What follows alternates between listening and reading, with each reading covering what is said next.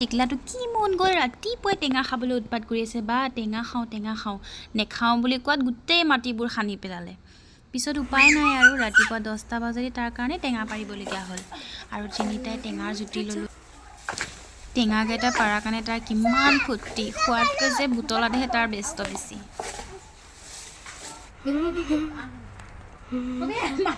ওপৰ তলৰ পৰা আঁতৰি দিয়া তুমি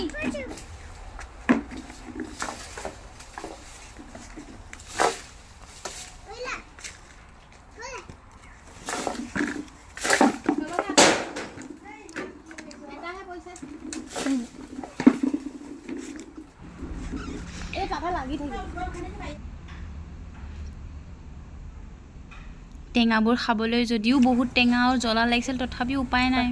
তেওঁ বেয়া লাগিছে বুলিতো ক'লে আমি গালি দিম গতিকে বহুত ধুনীয়া লাগিছে বুলি কৈছে ভয়তে